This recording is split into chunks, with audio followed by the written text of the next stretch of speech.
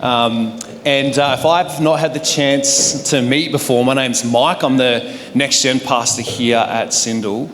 And as Bill mentioned at the top, we are rounding out a series that we've been in as a whole church across all 7 of our congregations over the last 4 or so weeks, exploring the practice of Sabbath, and particularly how it is one of the ways in which we can make more room for Jesus in our lives. As has been mentioned over the course of this series, we're leveraging a lot of the content and resources that's been produced by a guy called John Mark Comer and the ministry that he's a part of called Practicing the Way. It's been a lot of content, and it has prompted a lot of conversations both on a Sunday as well as throughout the week. It seems to be the water cooler topic of the month for us as a church community. But it's also elicited quite a number of questions, particularly what does it look like to integrate Sabbath into our lives, particularly considering and recognising the fact that our lives can look very different depending on what age and stage of life that we might be in, or some of the circumstances that are colouring our life at this current season or juncture. And so to that end, the purpose of this panel discussion today is to really begin to press down deep into considering what it could look like to integrate this practice into our life, recognising that our lives look very, very different. And to help frame and shape this conversation, many really great questions have been submitted by a lot of you. And so I want to thank you for those of you who took the time to do that. And over the course of this discussion, we're going to do our very best to respond to as many of the questions as possible, integrating that and frame it in the way that we're going to do this discussion. And so I've asked Mandy and Tim and Fee and Chris to join me on the stage today so that we can begin to talk through Sabbath and practically what it could look like. But I thought maybe to open it up, we might actually get a chance to hear some of the experiences and journey of our panel members here today. And so I'll ask this question to all of you. Fee, you can kick us off first, ladies first. Would you mind sharing a little bit about your journey with Sabbath and how you've experienced it as a gift, and maybe even what that's like takeaway points from this particular series that we've been in? Sure. So I'm Fiona. I'm part of a life group made up of young families, and the youngest kid in our group is probably about 2 and the oldest kid is about 10. And we actually started looking into Sabbath in the second half of last year. And so as a group, we've been kind of exploring this and testing things out for a little while, and then kind of going deeper in this series we've just done now, which has been awesome. I would say, just as an overview kind of answer, there are 2 key things that I've observed across our group and in our own experience in that kind of adventure. The first one is, I think for a lot of us in our group, when we talked first about the idea of Sabbath, the first concept we had of it is that Sabbath is a day where you do nothing. And if you've got little kids, or even if you don't, to be honest, the idea of a day of doing nothing is a little unappealing and hard to wrap your head around. Kids don't do nothing. They don't let you do nothing. And so what do we do with that? And so a real turning point, I think, for us as a group in the journey was looking at the 4 parts that they address in the Practicing the Way material, which is stop, rest, delight, and worship. So yes, there are areas of life we need to stop and rest, but what does it also mean to delight and to worship on that day? One of the things John Mark Comer said in one of his sermons, I think, was for him, they wanted their family to look forward to Sabbath every week. And so I think that was really a trigger for us going, oh wow, what would it be like for us to craft a day that we look forward to as a family? And that's really opened up the conversation for us across the families to look at Sabbath differently. And it's been a really beautiful adventure to do that. And I would say that there's a real opportunity to not let just days slip by, but to actually stop and be present in the life we've been given and grateful for it. And the second thing I would just say is that it's a really ongoing adventure of trying to figure it out, what's in and what's out, and all of our families are still trying to figure that out, and we don't have comprehensive and cohesive answers yet, but it's been a really good journey of doing that together. That's awesome to hear. What about for you, Tim? Your experience of it and some takeaways from the series for you? Well, good morning, everyone. As Mike said, yep, Tim. As I reflect on the question, I think just of my own journey, I'm a doer by trade, and so thinking of Sabbath, I think it's more of a treat. It had been for me for many years. It's more of a treat than a regular practice. 2019, I burnt out, went through a really tough time, and needed some time off. And I remember in that space, I decided whatever happens, every day I'm going to read the Bible. No matter what, I'm going to read the Bible. And I'm going to learn more about God and seek to love Him more.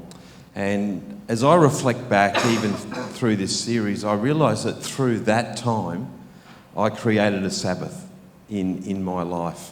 I haven't perfected it in any way. I still love to do. If I sit for a long time, Sonia, my wife, says, "What a great job you've done." But I've created that day that I protect. I start really early with a run, walk with a friend, and do a number of things that have become a rhythm in my Sabbath, which is a Friday. As I said, I look back and I look now. I haven't perfected it, but it's this sense of allowing God to speak into a day in extra ways that I probably before that time of burnout I really didn't do, and I'm very grateful for that in my regular pattern of life now. Thanks, Tim. What about for you, Mandy? Right, thanks, Mike. Well, I think it was COVID where I first started to practice Sabbath or think about, dip my toe in the water a little bit, I think, because it was a bit easier to do then. But during this series, I think I have increasingly experienced Sabbath as a gift and have just loved that idea that we get to have a Sabbath. Not we have to have a Sabbath. And I remember doing this in our life group and one of the members in our life group going, and I really resonated with this comment that she said, "I can't believe that we actually have permission not to accomplish something in a day." And it was this revelation of Sabbath as a gift. And I get that and love that idea too. I've probably feeling really challenged in some ways about the ways in which I can rip myself off or sabotage my own experience of Sabbath, and that's heightened my sense of sort of wanting to prepare a bit better for it than what I have done on many occasions. And so, things like that load of washing I might have thought about putting on a Saturday morning, I've thought, no, I might actually do that on Friday. And not because I have to, because I can't put it on a Saturday, but I actually want to, so that for me, I don't want to do it on a Saturday. I want to leave that washing to the day before. And, dealing with texts and emails and things, I try my best to respond to those beforehand. And if something comes to mind that I haven't responded to, I put it in the diary to respond to on the Sunday. So some things like that. I love that bit in if you've been following the series, one of the suggestions for a Sabbath is to do your meal prep beforehand. And for me, meal prep is not a chore and a task, and I actually love that, and it provides some anticipation of spending time with people and community, and it's a creative endeavour. So I don't prepare by doing meal prep beforehand. I do that on Sabbath because I love that. But also feeling challenged too about Sabbath as resistance. I don't think I had ever encountered that thought and seen that part in the Deuteronomy passage on Sabbath about observing the Sabbath and remembering that you were a slave but that you have been set free. And so I think one of the things to do with that on my Sabbath where I'm seeking to stop and to rest is that I've become more aware of the things that that I've got a hold on me, that I'm finding it hard to stop and rest from. And so that's been particularly challenging for me.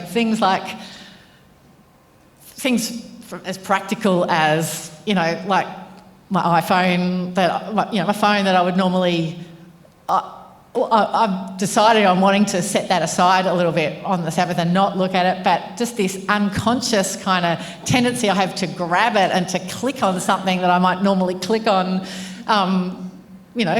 multiple times in a day. And someone in our life group actually gave me a great tip about that and said, hide some of those apps within another group of apps and in a different position on your home screen to where you might normally have them, so you don't just automatically go to that same spot on that screen and click on it. It's harder to find it. So there's some of the things I've been wrestling with, Mike. That's a good hack. Can you show me how to move those apps around later on? Sounds nice. Chris, what about for yourself?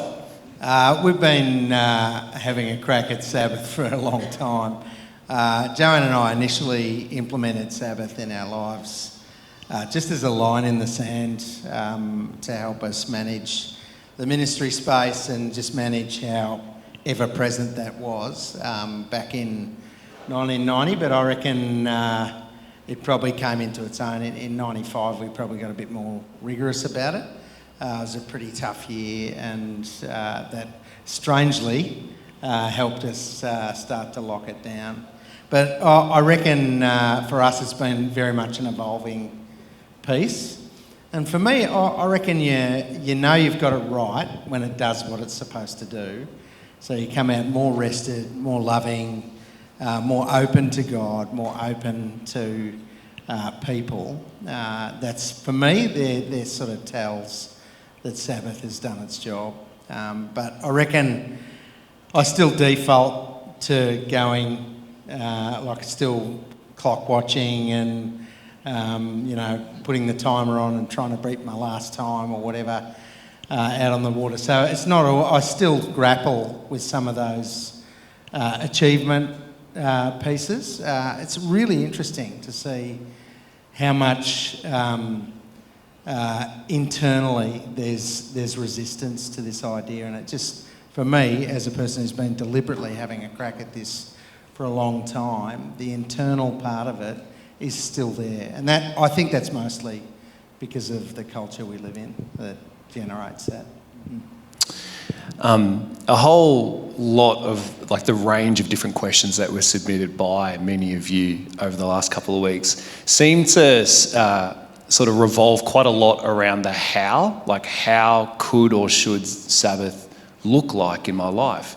And so I suppose, if we were to think through some of the different ages and stages of life that's represented here in this room, but also by our broader church community, whether like a student or a young adult, someone who's single or someone who's married, a parent with little kids in primary or high school, a full-time worker, maybe someone who has multiple jobs on a rotating roster, or even someone who's a retiree or a full-time carer of someone else. Mandy, what would you have to say, based on sort of your experience, but also some of the experiences of others that you're journeying with, around how Sabbath could look like for someone?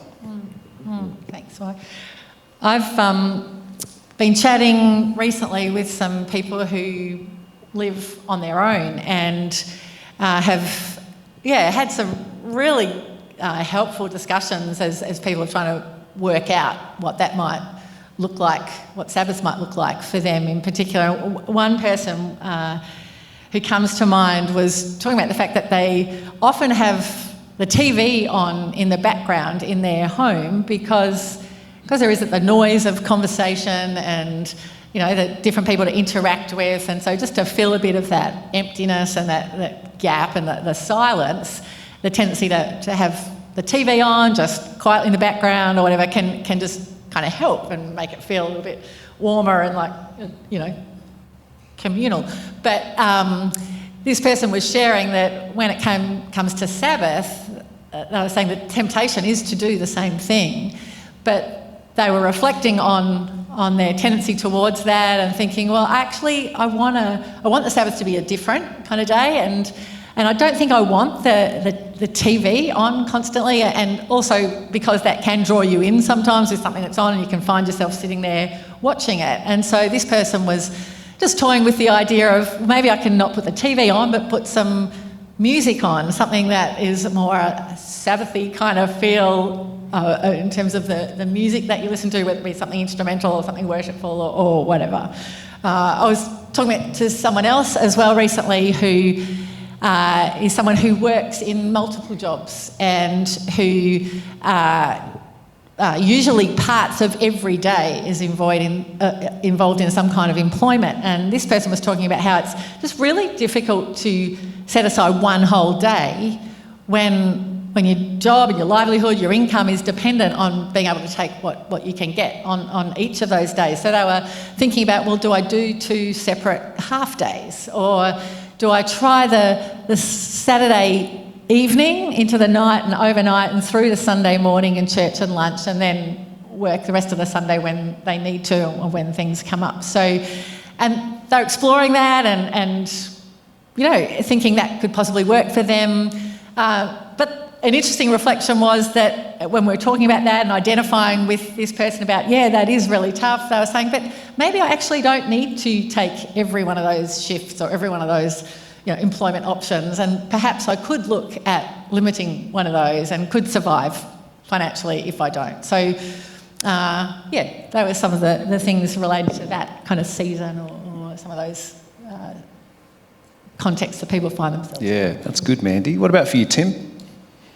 Well, I'm not. I just want to say with this question, in my role, for those that don't know, I'm with the 60-plus mature folk, and that it's so encouraging to talk with them, Mike, because I think I've learnt more in what they do and have done. So maybe I thought what would be good is to share with what one of them shared with me, because I think that highlights what they have done and what they do now. And I think this speaks to what happens, but also maybe even an encouragement to some of those in that age group. I hope these words give them justice. They said, I've always protected it, have prioritised it, even when it was hard when my children were young. It's been a rhythm in my life for many years. I am old. Every Sunday, I never call it Sabbath, but rather to me it's been the Lord's Day, day of rest. I look back on my upbringing and the impact of my parents who were Christians and have appreciated the example on this, even though some today may view their guidelines as strict. No, it was not that of tyrants, but rather they focused deeper and worshipped the Lord God and did not allow anything to get in the way of this day. Church in the morning, roast dinner for lunch. Nearly always had someone invited over to join us, a neighbour or a church attendee. Then the rest of the day, we would either go for a drive or have a rest. Then we'd have Christian endeavour, adult Sunday school, and then church at night. It was scheduled, including even when we went on holidays. Sundays was the Lord's Day. To be honest, I followed that model for myself and our family. I'm grateful for my husband that he got on board very early in our married life. And it's worked every Sunday without fail. It was and continues to be a completely different day than the other 6 days of the week for me. No Sunday school or church at night for me now, but I watch hymns of praise on TV instead of church at night. The day's a change of pace. An added bonus is there's no medical appointments on that day as well. Anyway, we move on. As Chris said in one of his sermons, it's a day to make extra room on this day for Jesus. That has and continues to be the goal of my Sabbath. I think that highlights and encourages those in that age group as well. Yeah. It's a good story. What about for you, Fee? It's interesting that in the one you just read out, they mentioned the extra different challenge it is when they had young kids, and I think that's true. I think there's a level where we have to let go of this idea that when you have young kids, you're going to miraculously feel rested at the end of the Sabbath, because the meltdowns still happen and the arguments still happen and they still want you to feed them and change them and whatever it is. And so for parents, I think we have to give ourselves permission that it might not be that, but that doesn't mean it can't still be restful and meaningful. And I think for us, the journey has been going, all right, so what are we going to stop doing and rest from? And so, we don't check work emails, we don't do those work-related things, try to avoid thinking about it, and we try to get the chores done as much as we can before, so again, we're not doing it on Sabbath. But aside from that, some really meaningful sort of things we've worked into the day in that sense of delight. we have introduced Sabbath dessert. We don't have dessert every day, but on Sabbath we have a dessert. We ask the boys, what would you like? And they tell us, and I try to make it happen. And so we really look forward to Sabbath. We kick it off with a Sabbath meal, Sabbath dessert. We try and ask the boys, what have you been grateful to God for this week? And we've had limited results with that one, but me and Jace tried. Me and Jace tried talking about what we've been reading in the Bible that week, and that's had some really interesting conversations, which has been really good. One of the other families, they told us that they light a candle to kind of represent God's presence in Sabbath, and we thought, that's a good idea, let's do that. And that was great. It's a really great visual cue, having this candle on the table, and so you kind of get lost in the day, but when you walk past the table and you see the candle lit, you go, Sabbath, thank you, Lord, for this day. Thank you for being here, thank you for what we have. And for us, sport is in. We go to the boys' basketball games because they love basketball and we love watching them do what they love. And so that completely ticks the boxes for us for Sabbath, for delighting, for community. My boys are allowed to play Nintendo on Sabbath. I'm allowed to play Nintendo on Sabbath because we don't play it the rest of the week. And so it's a special thing that we can do. Sometimes we play together, sometimes we don't. But it's great. And so it's lots of different things. But we're still figuring it out as we go. Jace came out the other day on a Saturday and he said, I'm going to go wash the car. And I said, no judgment and no expectations as I asked this question, but is that a Sabbath thing? And he said, well, you know what? Sometimes washing the car is really annoying and I don't want to do it. But sometimes washing the car is actually, I do enjoy it and it feels really satisfying. And today it's that. And I'm like, great, go wash the car. So it's an ongoing conversation. Another family, the mum has been putting together a worship playlist for Sabbath, and she's invited her 2 little kids to tell her what their favourite worship songs are and put that on the worship playlist. And then she's shared the list with us as a life group, and we're contributing songs to that worship playlist. And so those are some of the ways that we are trying to rest and stop, but also delight and worship and connect. We're hoping and trying, I think, as a group to help the kids connect this really beautiful day with an awareness and an acknowledgement and a worship and a gratitude towards the Lord who gave us all of it.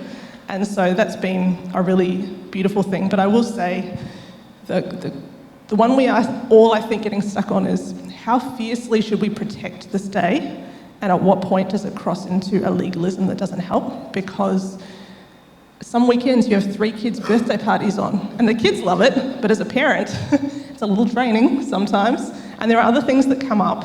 And so how harsh do we be on it, and how much, so that we do get that rhythm that it should be, but not let it become this thing that also costs us or costs other people in an unhelpful way. And I think we're all still navigating that one. We don't have answers for that yet.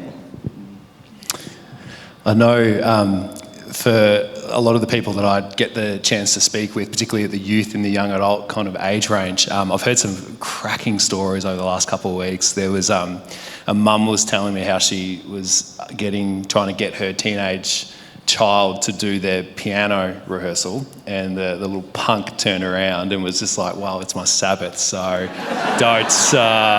don't make me practice that on my practice of Sabbath. And the mum was like, fair cop, that's understandable. And then she went over and unplugged the PlayStation for that day as well. Because for this particular kid, they use it a lot throughout the week, and so they wanted to create a bit of a gap. But I suppose, Fia, it's such a good point that you raised, because it is so easy to fall into a legalistic kind of set of rules and that kind of thing. I think a lot of the stuff that I hear from students, whether they're in primary or high school or university, it's like that is their primary vocation. If they were to fill in legal forms, that is their vocation. And so hearing some of the exploration of some of our younger people sort of exploring what it looks like to actually put down the textbooks for a day, to provide rest in that space, to then enable worship and delight and community in other kinds of ways. There's a young adult who's going to be sharing at tonight's evening service, and in the industry that they're in, they have a rotating roster, and they only find that out sort of 2 weeks in advance. And they were telling me how they, as a result, they never get the same kind of Sabbath day every single week. It kind of depends on the luck of the roster. But what they do is as soon as they get their roster, the first thing that they do when they're trying to plan out the rest of their schedule is to try and find a pocket of time. And if that's just half a day or if it is a full day, they kind of lock that in. And then they begin to think through what it could look like to frame that day in a special kind of way. This person is a raging extrovert, and so has got a pretty long list of contacts and friends that she would love to catch up with. And so her words were, Mike, I don't limit myself from seeing people, but I do just like keep it to like 1 or 2 key ones in a day instead of running herself ragged the whole way through. And then she was talking about how she likes to get out in nature and go for a walk. And as she walks, she'll just look at the scenery around her and pay attention to how her mind and her heart begin to be directed towards God. And at the end of that day, she talks about that thing that, Chris, you're speaking about, that sense of peace, that sense of rest, that sense of, God, thank you so much for this space. Chris, one of the questions that has come through from quite a few people has been around, does it matter on what day someone chooses to do a Sabbath? And what about if there are no spare days? If there's something on every single day of the week, how then to approach this practice? Yeah, I reckon this is a begin where you are, not where you think you should be type idea. In Romans 14, Paul says one person considers one more day more sacred than another. Another considers every day alike. Each of them should be fully convinced in their own mind. Whoever regards one day as special does so to the Lord. And I reckon the idea here is that there needs to be a flexibility built in. There needs to be a grace. So Joanne and I have had Thursdays, Fridays, Mondays, Saturdays over the last 30 years. We've flipped it around a few times, and we're just about to look at flipping it again to work for the season that we're in. So I think we love putting rules on things. And I just want to say, we are, at our hearts, most of us are absolute Sabbath wreckers. We can't help ourselves. We either over-entertain ourselves or treat it as an opportunity to get stuff done or achieve things. Or we put so many rules and regulations around it that it actually isn't Sabbath at all, which is what Jesus went after. So I think loose grip on which day works best. I think the important thing to remember is punctuated rhythm. Try and keep it on the same day for a series of time. And I think you'll find it works better for you. But as to what day and how, and even if, we're not absolutely obliged to take Sabbath. I want to be really clear about that. We're not obliged to. It's an invitation. It's not a rule. So I would encourage people to hold it loosely in terms of not getting too rulesy about it all, either for themselves or for others. It's an invitation, and I would ask the question as to why you wouldn't take that invitation. It seems odd that you wouldn't, but it is an invitation. It's not some kind of legislation. I want to be really clear about that. Thanks, Chris. Fee, we had this question come through. I just want to read it verbatim and then redirect it to you. This person submitted and wrote in, all my working life, I've only used my brain. And the problem lies in that if I decide to rest it, it doesn't go to rest. So there goes the rest. Any ideas? And I guess the same thing could be said or could apply to others in different ways. People who maybe work with their hands a lot throughout the week might find themselves like a cat on a hot tin roof over like on a day of rest. I need to do something because I feel like I'm not sort of like Tim. So the question then is, what could rest or renewal look like? As we try to think through what might be helpful and what might not be as helpful, what could rest or renewal look like for their Sabbath? What might be some helpful filters to help us work out what would be helpful or not? Sure. The way I understand this question, it sounds to me that it might be someone who has a similar perception that we had of Sabbath, which is Sabbath is the day that you do nothing. And so for someone who is wired with a really active mind and who's put that to really great use in their career of choice, just as well as someone who uses their hands a lot, might hit Sabbath and think, I've got to do nothing. And that, how do I switch myself off? How do I switch off this part of me that's wired into who I am? Like, it's not as easy as that. And so I would return to some of the same filters we use even as young families, going, yes, we have to look at what do we need to stop doing that are helpful for us to stop doing. Where should we and can we rest from certain things?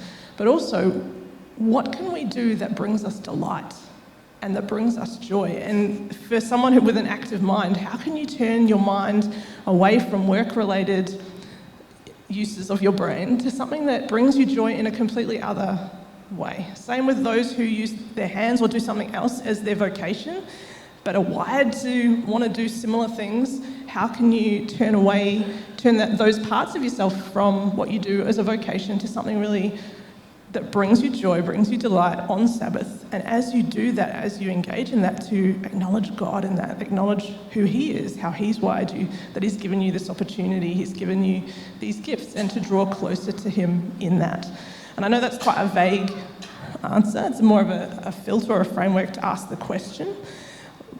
But I do think I hope that might be a helpful way to approach it. It's really good. Hey, I'm cognizant of the time, and so I want to get through to the last question that would like to invite all of you to respond to.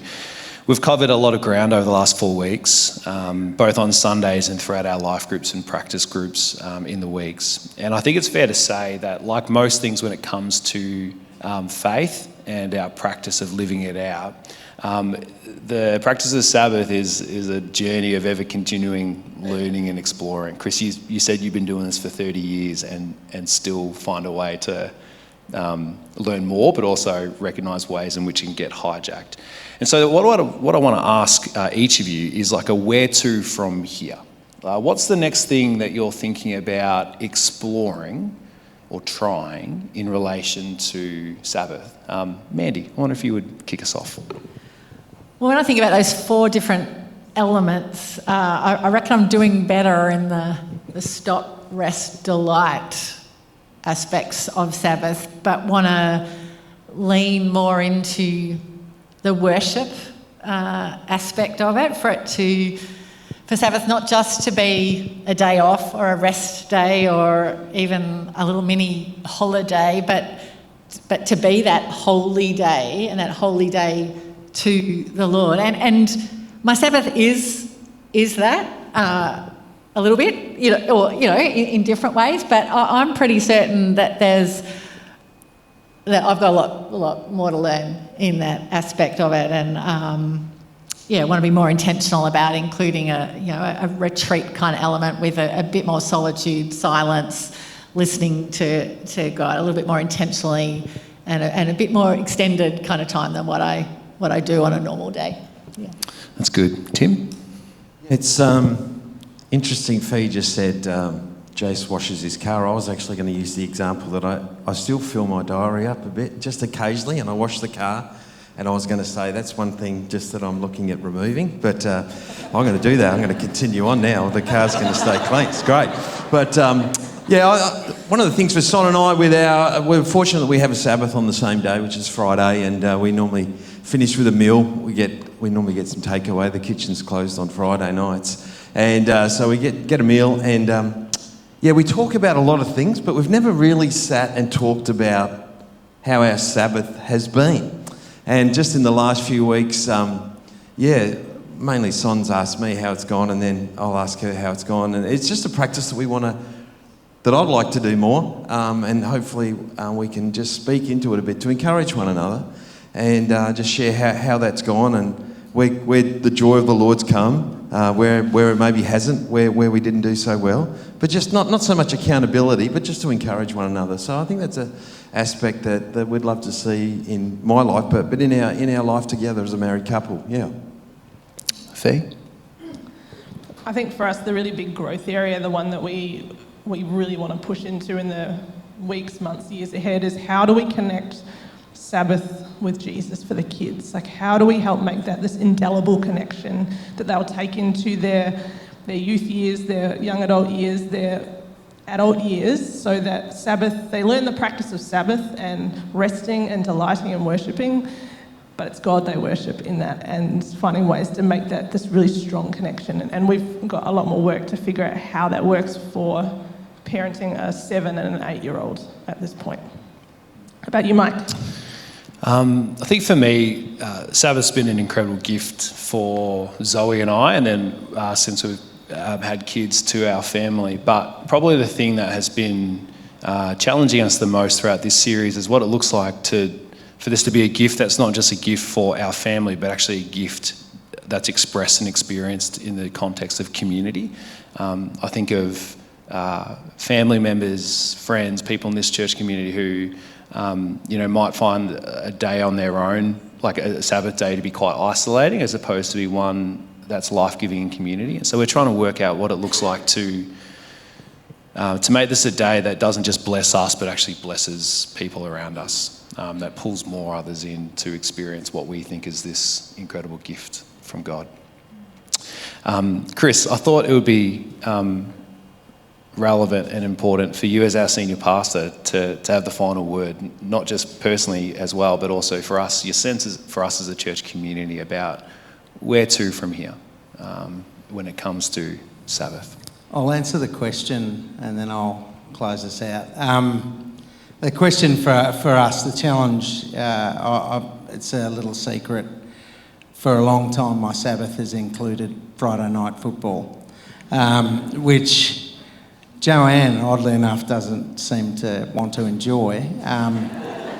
So probably that part for us is to just finish it well, in terms of whether we finish earlier so I can still have Friday night football, or whether we negotiate a different day or whatever. But we're looking at trying to... Sorry? Give up football, yeah, that's not going to happen. Because the other thing is it doesn't really tick the box of rest, particularly when Geelong are playing Hawthorn at the moment. So, but yeah, I think learning how to make it more family friendly for us in this new stage of life. Thought it'd be good to just finish out. There's a little story of Jesus in Matthew 9. Where he's going throughout all the towns and villages, and it says, when he saw the crowds, he had compassion on them because they were harassed and helpless. Sheep without a shepherd. Sheep without a shepherd do what they want when they want. Sheep without a shepherd are at the mercy of their environment and circumstances. Sheep without a shepherd can never rest safely. When I think of the words to describe our current cultural surrounds, harassed and helpless, I reckon is a pretty good descriptor. And for many people in our society, sadly, sheep without a shepherd is also a good descriptor. And it fascinates me that directly after Jesus said, "I've come that they may have life and have it to the full," he also refers to himself as our shepherd. I am the good shepherd, he says. The good shepherd lays down his life for the sheep. And the Sabbath, I think, is an invitation to rest in the arms of the shepherd, in the understanding that he is enough to sustain us, to stop, to rest, to delight, to worship, to move away from accrual and striving and toward faith and rest. So it's an invitation, it's not a rule. It's a gift to be reclaimed. It's not a task to complete. It's about doing less, not more. It's a way of slowing down to find rhythm and rest and a pace that's more conducive to listening and responding to God. So Sabbath is all about making more room for Jesus to influence our lives, and hopefully slowing down long enough to enjoy rest for our souls as well. A well-known shepherd image that's almost the perfect descriptor of what we're looking for in Sabbath is Psalm 23. And to finish out our series, I thought we're not going to have a song to finish today. I always like a song to finish the day. We're going to do it a little bit differently. So if you can, I'd love for you to stand up and we're going to read Psalm 23 together to finish out the series. We're going to read that together. Just let me put that there.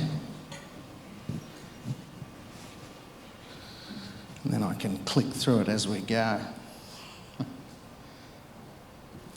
Let's read together. The Lord is my shepherd. I lack nothing. He makes me lie down in green pastures. He leads me beside quiet waters. He refreshes my soul.